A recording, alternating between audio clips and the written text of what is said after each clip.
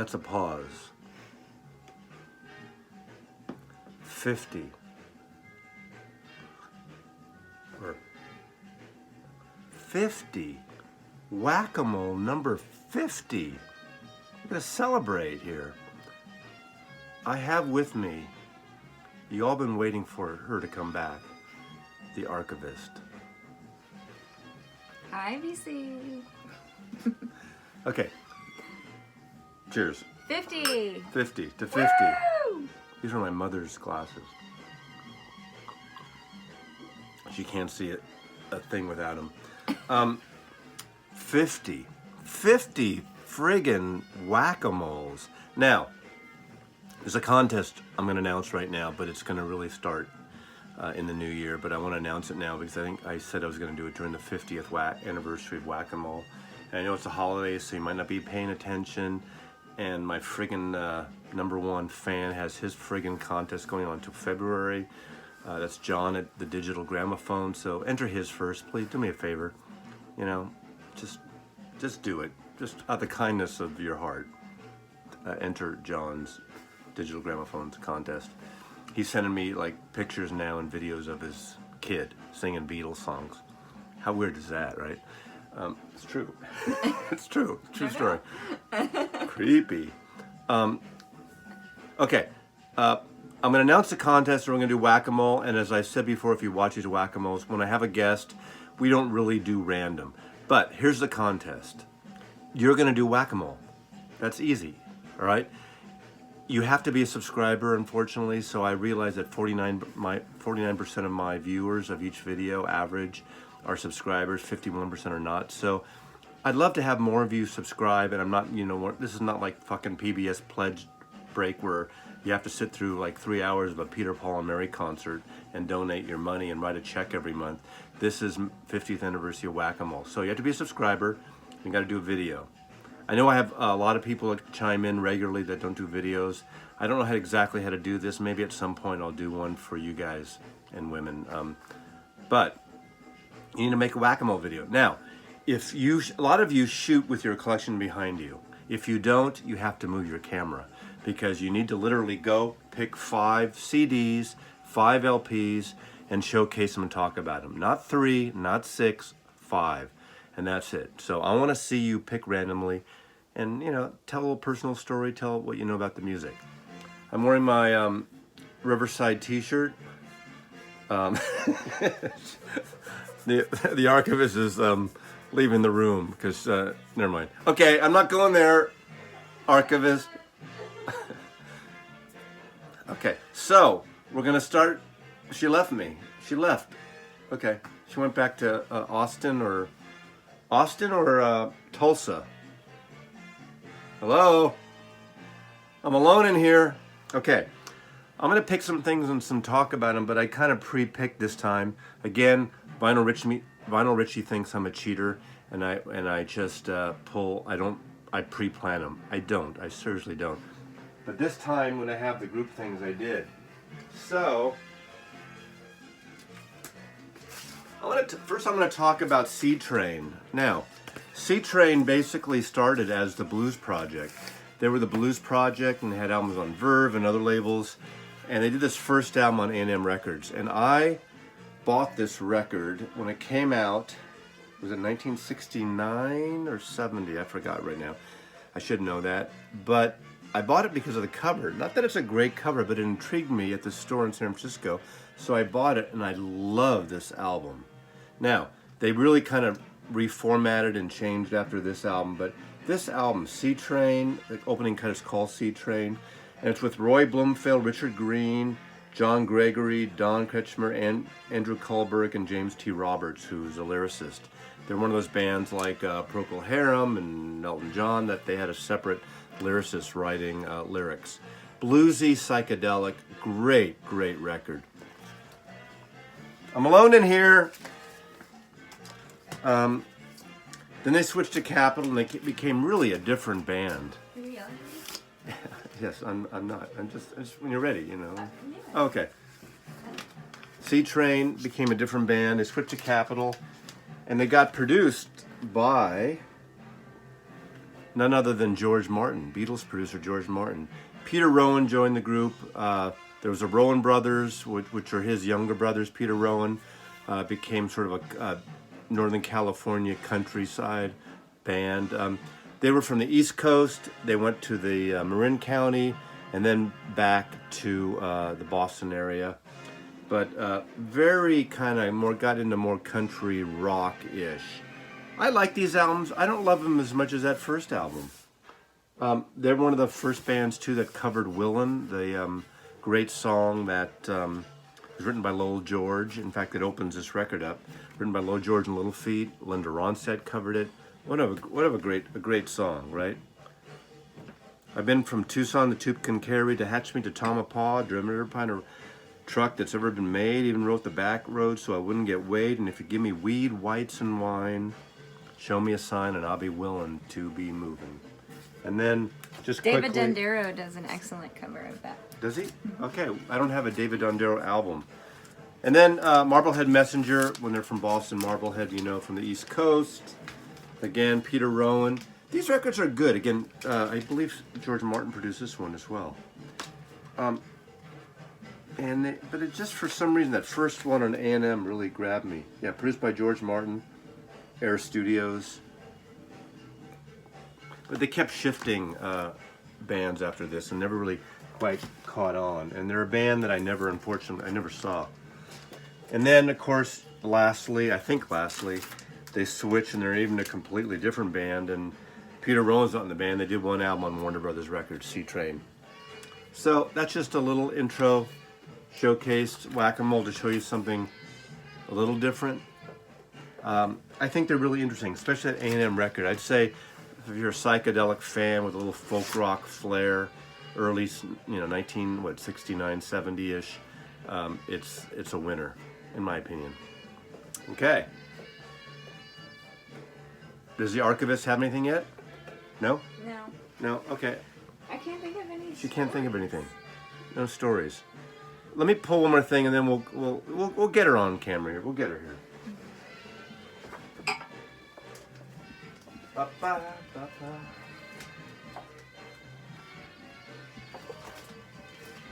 I've mentioned this band before, but a band that I suggest you all check into is the Sadies, Canadian band made up of 4 musicians. 2 of them are brothers, and they are Dallas Good and Travis Good are the main brothers in here. Then they're Sean Dean and Mike Belitsky. I've seen them 3 times in the Seattle area, once in San Francisco. Very surfy, psychedelic, great dual guitar playing, amazing live, almost better than their albums. Kind of psychedelic surf music, but highly suggested from my point of view. Conquering Sun. This is a good one. Psychedelic covers. But check them out, Sadies. That's A-D-I-E-S. The Sadies. This is a good one. There's a song called The Quiet One, which reminds me of a sort of a George Harrison Beatlesque song. So they have great harmonies too. Very also jingle jangle Birds-like in some ways. But great band. They've been around like well over 20 years, maybe even 25 years. And then Internal Sounds by the fabulous Sadies. We'll be right back after this.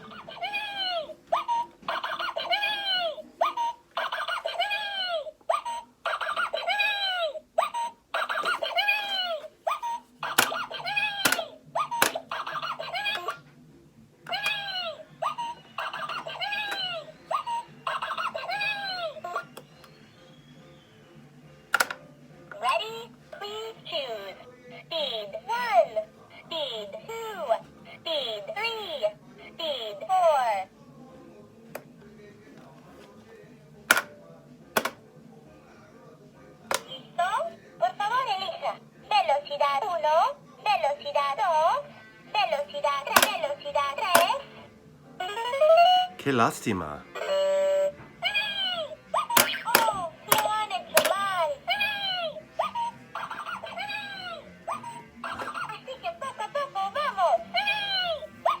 We'll be back right after this.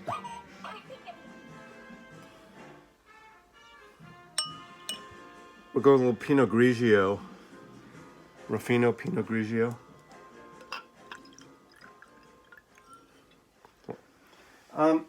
So, the Archivist Amanda is going to showcase in this whack-a-mole format, which is not really random, but she's got a little...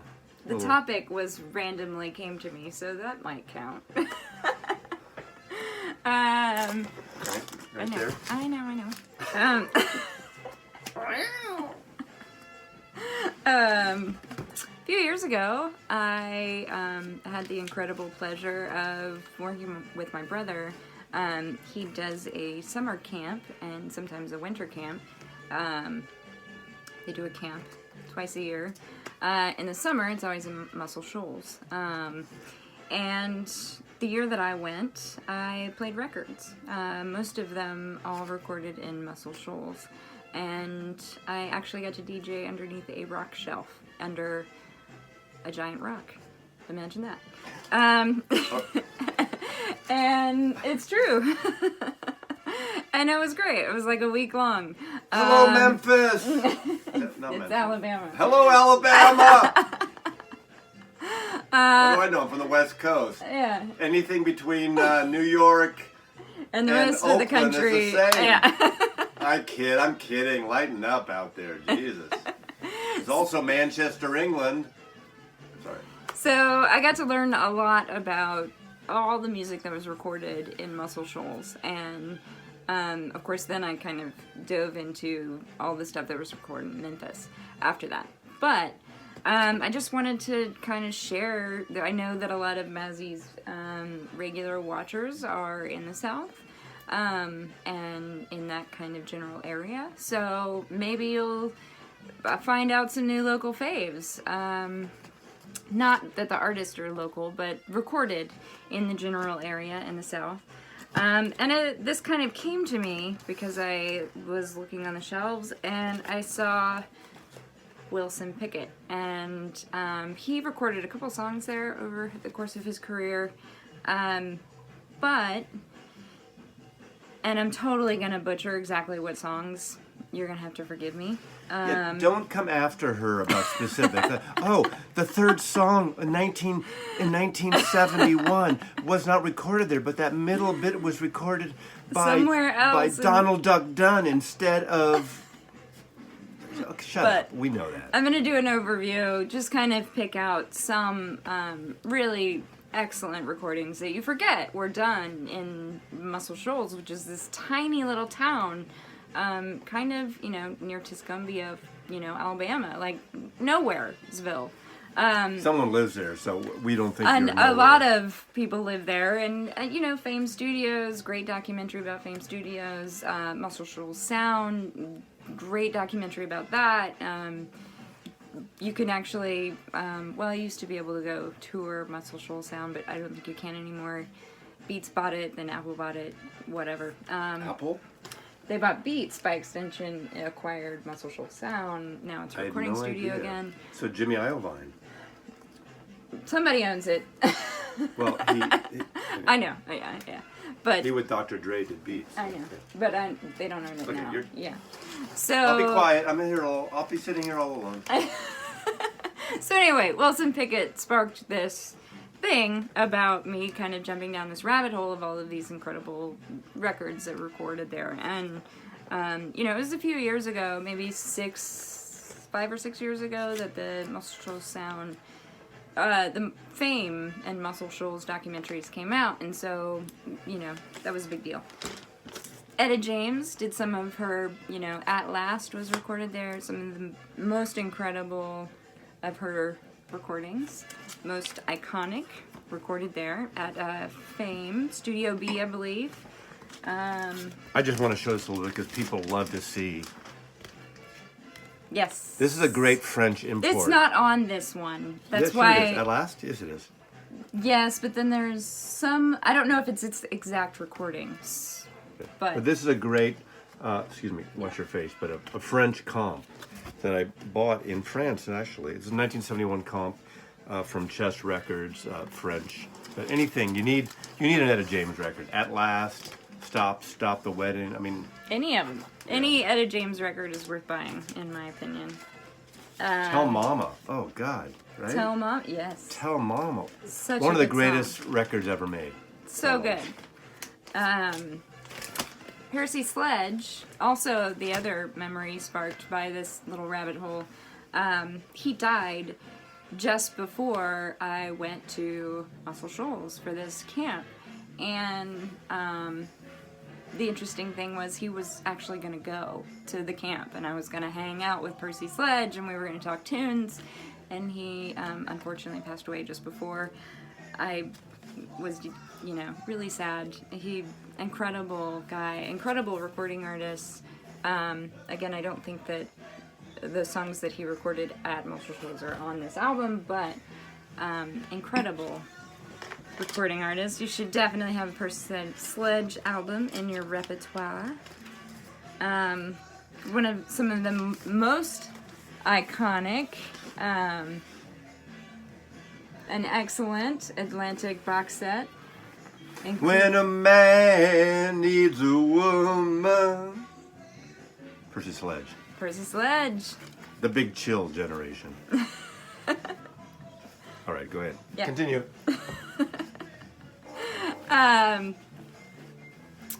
You've got Sticky Fingers, Rolling Stones, Brown Sugar, Wild Horses, all recorded at Muscle Shoals. They wanted that signature Southern sound that was coming out at the time. And, a lot of this is actually due to the influence of Graham Parsons. Keith and Graham became pals, and the sound of the Stones changed for an album, which is totally incredible. Paul Simon recorded at Muscle Shoals, Kodachrome, and... Take Me to the Mardi Gras, I think. Maybe, no, that's what might have been New Orleans. No, I think that was New Orleans. It's a different song, but it's escaping me at the moment. Who doesn't love Kodachrome? It's an amazing song, iconic. A registered trademark of the Eastman Kodak Company, Rochester, New York.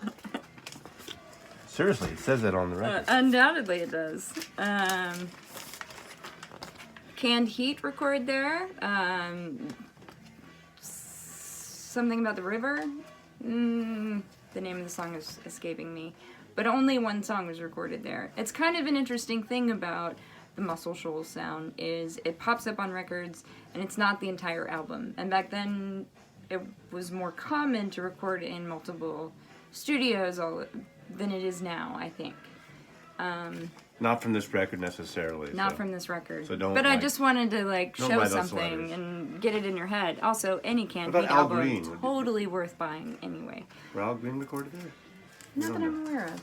Okay. Even the Bob Dylan recorded His first Jesus album.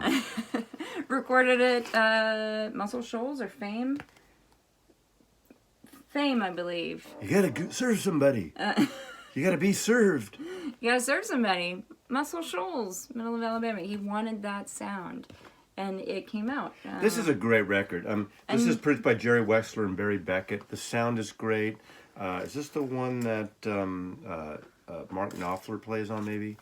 I can't remember, but beautiful record. Whatever you say, this period, this record especially, out of the 3 Jesus records he did, 3 Christian records, this is the one. Amazing sounding record. Too. Beautiful record. As well, there's Boz Scaggs' first album recorded there. The entire thing was actually recorded at Muscle Shoals Sound, which is great. They had, Muscle Shoals had this incredible kind of these studio musicians that were incredibly iconic. They could play anything, really well known for their particular ability to, really match anybody that came in the studio. Spooner Oldham. Of course, the names are escaping me at the moment because my brain is a sieve, but... I know I walked out. But that leads us maybe to these collections, because Dwayne Allman plays on Loan Me a Dime.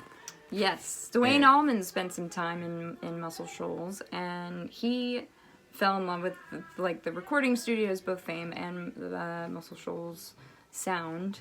And there's a whole drama-rama about kind of the split there, and you know the Swampers, and kind of how they split up, but into two factions, and there's always intrigue and whatever, but.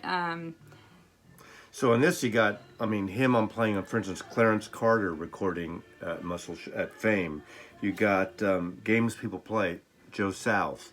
Dwayne Allman plays on that track, recorded at Fame. You got Willie Dixon, Shake For Me, recorded at Muscle Shoals.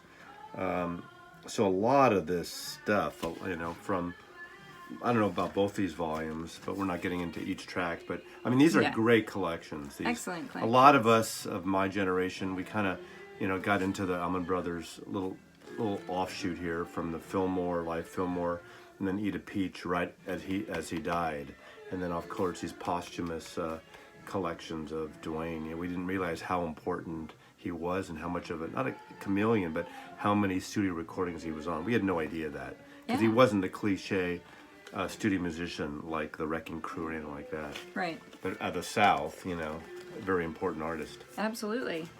So that's kind of what I wanted to share. Muscle Shoals Sound. There's a great documentary. There's a great compilation album that came out around the same time that showcases some of the most iconic songs recorded there. Cher did a recording there. Let's see, who else? Alex Alexander.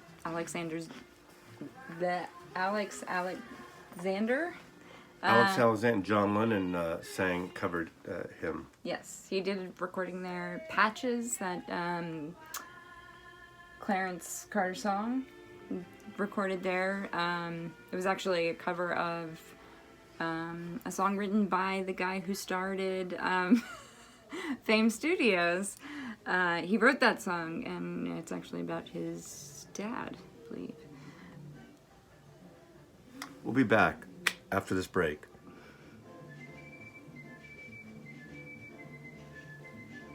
One of my favorite 1967 records that you don't really hear about 1967, the whole psychedelic Summer of Love BS, is this album, Young Rascals, Groovin'. Groovin' is probably one of the best summer songs ever, along with 1966's Summer in the City by the Lemon Spoonful. But Groovin', and then of course A Girl Like You. This album is a perfect record. This is a later reissue. It's a Rhino record, but either one, mono stereo, I advise this is their best album. Commercial in a beautiful white soul way. A Girl Like You, Sueno, How Can I Be Sure? What a great ballad that is. Groovin', You Better Run, There's a Place in the Sun. Felix Cavallari, Place in the Sun was covered by Stevie Wonder. Great version of that early, little Stevie Wonder. But Felix Cavallari, what a great white soul singer. An amazing, amazing artist. This is great, Collections, Young Rascals, and it's got You've Been Lonely Too Long. What a great East Coast sound, almost like the ultimate bar band plus. You East Coasters obviously know the Young Rascals, and they were big, and then they got into some sort of bizarre psychedelic type stuff, which I need to get that stuff again. But Land of a Thousand Dances, this is 1966. Land of a Thousand Dances, More, Too Many Fish in the Sea, Come On Up. Great, great, great, great song. What is the reason? I love this, love this. So Young Rascals, it's a Mazzy recommended. I would say everyone should have this in their collection. Just a great rock and soul pop album, 1967. Just perfectly placed of the Summer of Love. All these records, all these random records. A reminder again, 50th anniversary contest, February 1st, 2020. Get your entries in. I'm just going to show one more little segment of an artist, band that I love. And I got a notice. Somebody lost their rabbit in the neighborhood. That was a notice that just came on my iPhone. I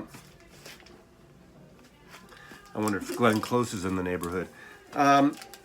So, Traffic. Everybody hates it, but this is a reason to love it. We love Traffic. I love Traffic. I wish, okay, you want a VCLT Mazzy? You want to send me, and I don't usually ask and grovel for free records. I never do, actually. But I would love pristine copies of the first few Pink Label UK Traffic albums. No small ask, right? You want to be on my good side? Okay. I'm going to show you some albums. I mean, the first album, again, there's a couple reissues, but a couple originals. This is a record I tracked down. Can I have you hold these? Yeah. Yeah, not like you're an assistant, but I was looking for this. This is a Canadian issue of their first album, and the American first album of Traffic. You know, in America, I think it was renamed Mr. Fantasy.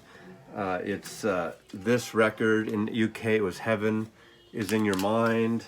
And it's funny that they're on the cover here as a trio, but Dave Mason was the elusive Traffic member.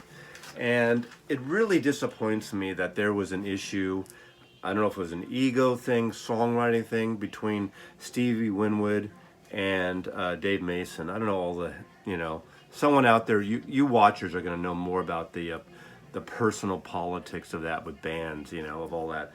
So Dave Mason comes on and actually gets on this record a little later. In fact, he's on this picture. He's the guy with the hat, and an incredible songwriter. And he only made it for the first two albums. Really, he got through. But these are essentially similar albums. I'm getting, excuse me. This is a Sunday's monaural reissue, but fabulous record. I mean, we all know Mr. Fantasy. That was an FM staple of the day. But what an incredible song, how it builds. Beautiful song. But Smiling Faces, Berkshire Poppies, Colored Rain, Dealer. Dealer later was covered in the 70s by Santana. Became a good thing. Paper Sun. What a great record. And Stevie Winwood, he was probably like 9 years old by the time he was in this band, because he was, 4 when he joined the Spencer Davis Group? I think I'm getting my years off a little bit, but he was pretty young, and when he sang, Give Me Some Kind of Lovin', is that right? Is that the song? Give Me Some Kind of, no. And I'm a man, yes I am, da-da-da. Chicago covered it. Yeah. You know what she said my shirt looks like? Don't say okay. it. You know what it looks like. If you know what this looks like, you can win a special prize in this whack-a-mole. Okay. Heaven Is on Your Mind, Traffic. Anyway, that's their first album. But my all-time favorite album, and I keep buying these when is this one. Really? Yeah. God, no, that's good. That's a great record. Self-titled Trackle. Self-titled Trackle. Zip-biddy-doo-dah, zip-biddy. Self-titled Traffic. See, we work better as a duo, right? Yeah. Traffic record. This record is, to me, this is one of those few records in recorded history that's a perfect album from start to finish. What's interesting about it, with all that, what I mentioned before about Dave Mason, and side 1 and side 2 both start out with a fantastic Dave Mason written song. You can all join in. And then side 2, a song co-written by Jim Capaldi and Traffic, Vagabond Virgin. Beautiful record. And again, I'd love a pink copy, pink UK island copy. But the song that became huge for him, for Dave Mason also, that closes out side 1 is Feelin' Alright. Delaney and Bonnie covered it on their record. Joe Cocker covered it. I'm feeling alright, not feeling too good myself. Come on, she doesn't join in when I want her to. But this record is a perfect record. Pearly Queen, Winwood and Capaldi, Don't Be Sad, who know, 40,000 Headmen, Crying to Be Heard. I mean, great record. Chris Wood, flautist, who played with him, made a really great sound. I saw Traffic once, and it was a great island record show at Winterland. I'm thinking 1973. think of these bands like a one show, opening up with John Martin, the great folky artist John Martin, who unfortunately died in the last decade. Great record. Solid Air was the record that I really got into him first at that time. He opened up the show. The middle act was Free, the band Free. I wasn't really into them right away, but you know, Paul Rodgers from Free later started Bad Company, which was huge. Free had a following, but nowhere near it. Bad Company was huge on Swan Song Records, the Led Zeppelin label, and then Traffic headlined. That's when they had Rebop Kwakuba as a percussionist, but it was the original band except for Dave Mason, who quit and went solo. And his first solo album, I'm not going to pull it out, that's the first one that I remember of the rock albums that had the marble vinyl thing and they opened up. It became kind of rare and amazing record. But this record to me is perfection. And I dwelled on it too long, but it's still a great record. Now the third album, one of the great folk rock records, they went back in more of a folk rock thing, is John Barleycorn Must Die. This is an Island UK, not pink vinyl, later pressing. This is my original copy, the American United Artist, I believe. That's a gatefold. But what's great is John Barleycorn is the great folk traditional song that they recorded, and the song goes on for 6 minutes 20 seconds. I mean, there's only 6 songs on this entire record. Opens up with Glad, beautiful instrumental song by Stevie Winwood. Freedom Rider, Woodward and Capaldi, Empty Pages. Anyway, John Barleycorn, beautiful, beautiful folk. I mean, in the tradition of Fairport Convention, Steel Eye Span, and that kind of stuff. So it was a more intimate record, and I think it did really well, but it didn't catch the imagination of some of the other records. But this is a keeper, and this is definitely a keeper. A keeper. I said keeper twice. Like Keeper Sutherland, Now, these two next records were interesting. This is when, David Hook and Roger Hawkins played with them.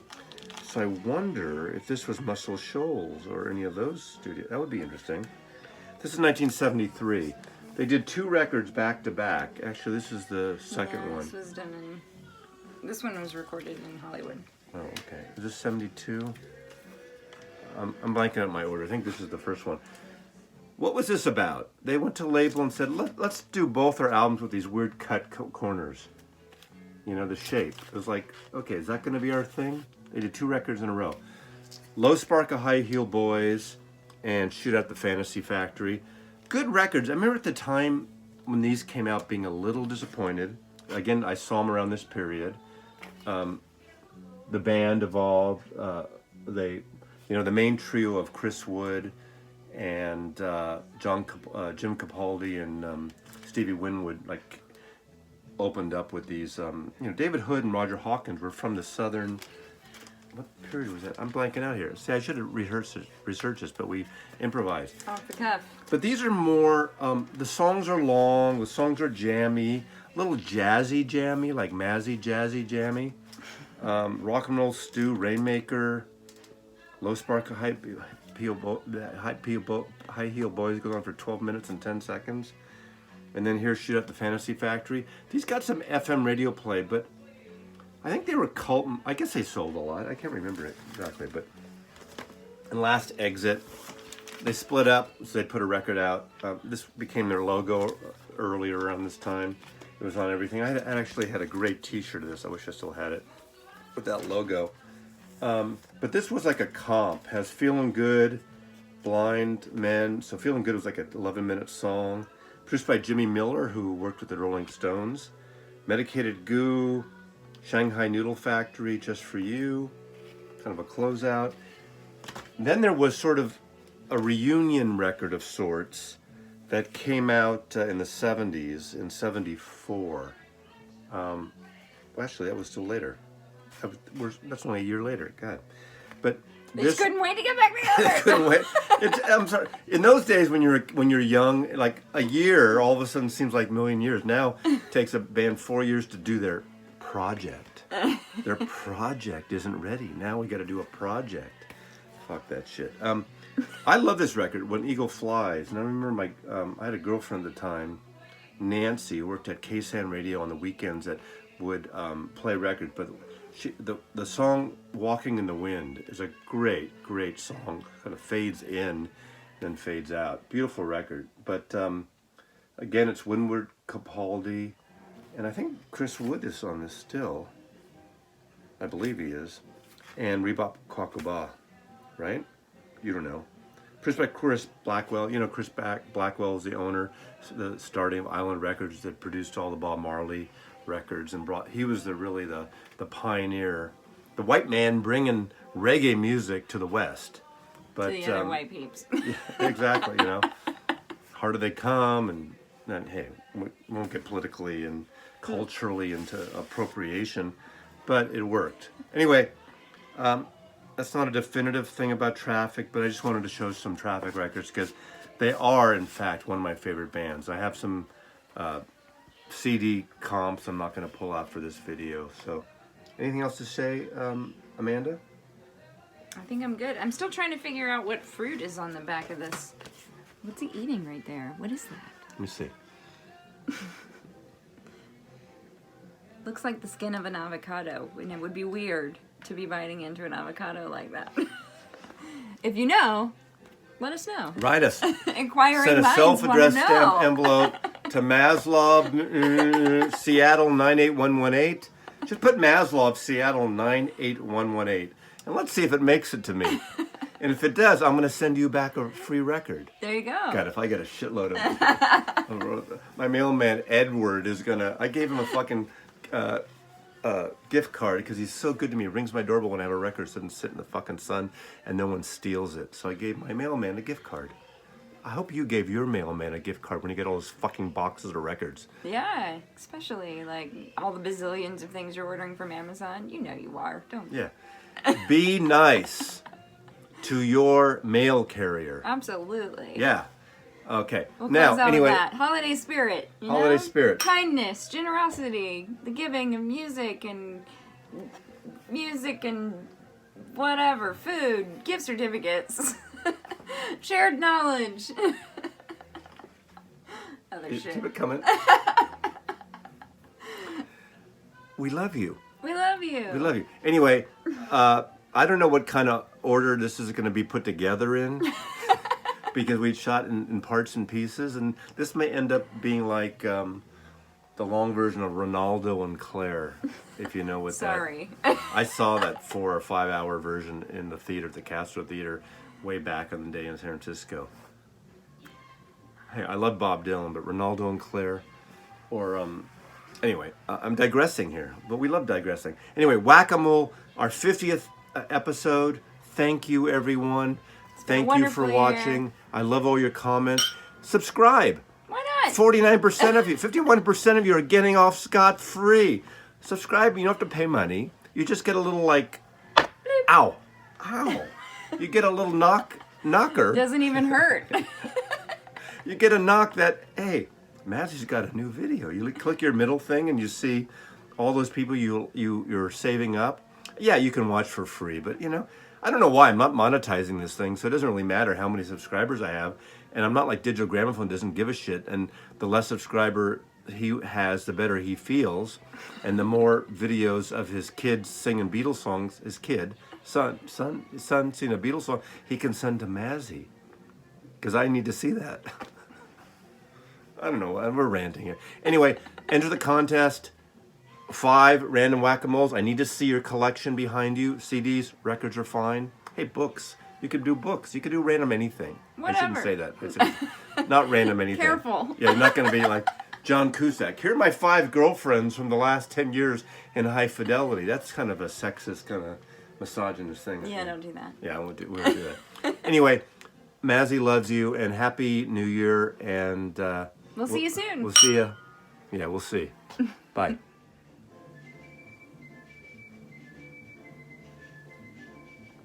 Oh, I forgot to say, the deadline for the Whack-A-Mole contest, 50th contest, February 1st, 2020. The prize, one prize. I pick one prize. I'll randomly pick it probably. We'll see. It's up to me. My contest, my rules. One prize, one box set. I know what it is. I have an extra one, sealed, but please enjoy it. Vinyl, it's vinyl related, but one prize, not multiple prizes, not cheap, just the way it is this time. One prize, February 1st, 2020. That's the deadline. Subscribe, post here that you posted your entry, and have fun. Whack-a-mole. Be random.